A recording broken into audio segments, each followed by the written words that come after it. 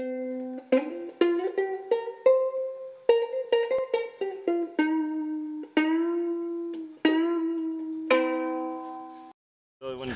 like the one, I think there's one up on a hay pile over there. It's like it's got a pillow.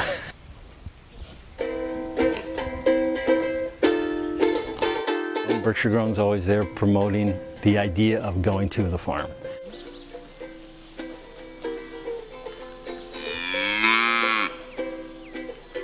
Your food is fresher, it tastes better. You know, people are like, I can't believe, you know, how good your bacon is, how good your pork chops are. You know, just you're getting a lot better product too. My main interaction with Berkshire Grown is definitely the holiday markets. So we're going on how many years? Four, I think. And that has been just, you know, financially, it's you know, a huge market, a huge amount of product that I gear up for the Thanksgiving and Christmas markets. This is my 9th year growing vegetables for myself, and I've worked for other farmers for about 4 or 5 seasons before that.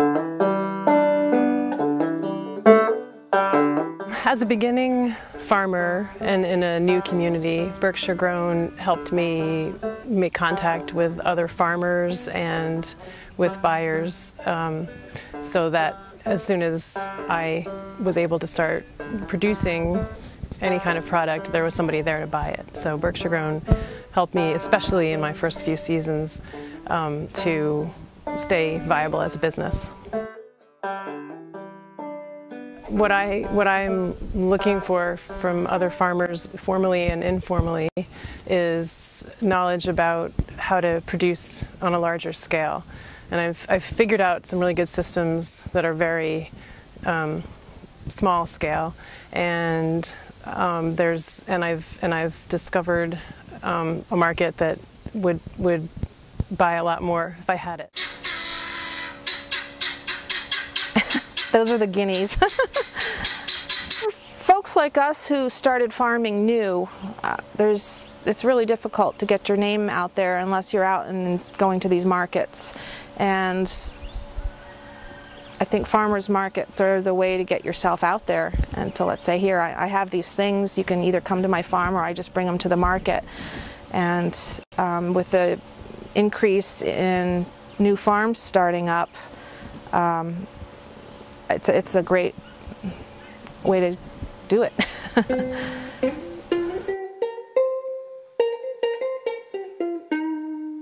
I think the greatest thing are the holiday farmers markets. We do incredibly well at those markets. They're very well put together, they're very well advertised. I love that there's been growth every year since the first one. There's been increased sales for everybody.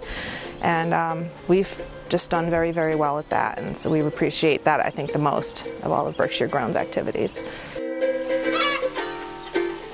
The holiday farmers markets are the best farmers markets that we participate in, hands down.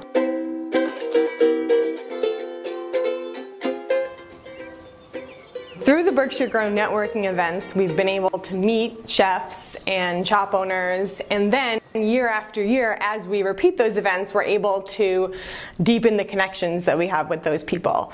So as a cheesemaker, I'm constantly looking for new places to sell the cheese, new people who are interested in buying the cheese, and these events that Berkshire Grown organizes really helps us orchestrate and strengthen those relationships over time. Come here, honey bun. Yeah. Yeah, well, I don't know if you're explaining this whole thing yet. Yeah, no, this is good. This is good. That's good. The more we see each other as farmers in groups, between the maple dinner that's being done and even the farm to table opportunities and even the harvest festival in the fall, those are just all opportunities to get the group back together, reconnect, make sure the chefs are getting what they want, and talk to the chefs in different settings, and you learn something new every time you get together. I do like the networking events that Berkshire Grown puts on. I think that just getting people in the room together talking, whether it's about selling or not, just kind of generating those ideas and like stimulating some creativity about local food and different things is really, really good.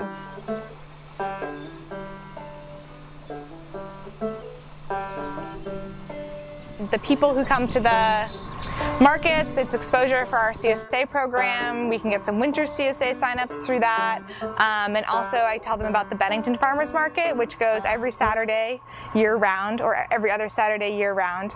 And so it's just a lot of exposure for all of the farmers. Watch the beets right behind you, see them?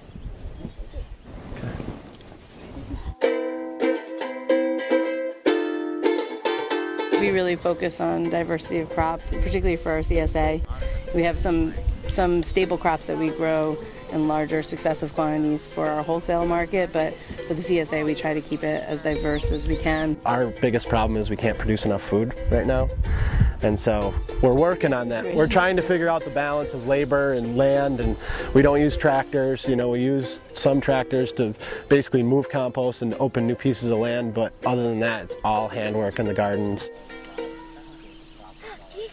Well, sometimes they're planting things out in the garden, so we pop the plants out and then we put them into the beds. Weeding, seeding, spreading compost, and getting beds set up for more plants to go in. What's your favorite part? I don't know. Probably eating kale, right? Yeah. Eating kale. Eating kale is my favorite part. Well, I mean, we've been farming here since I was in high school, for sure. Right now we're doing pasture-based pork and beef, and we're transitioning into small-scale dairy.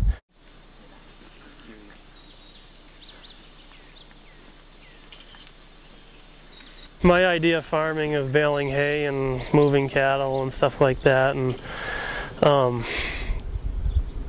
that's what I want to do, but you can't really afford to live on $10,000 a year if that's all you're going to do, so we basically had to get into treating this like a real business.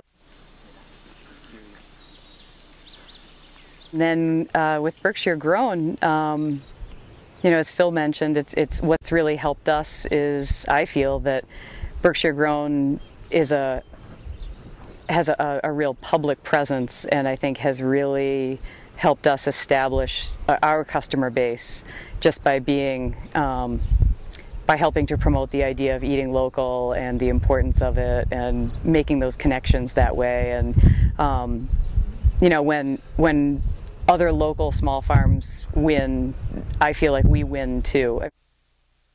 I've seen more just friends and neighbors who are becoming more and more aware of eating better and supporting local food and supporting local farms coming to the markets. And I think Berkshire, yeah, families and people who are really concerned about what their families and what their kids are eating. And I think Berkshire Grown has been part of all of that in terms of getting that message out to why it matters and what the differences are.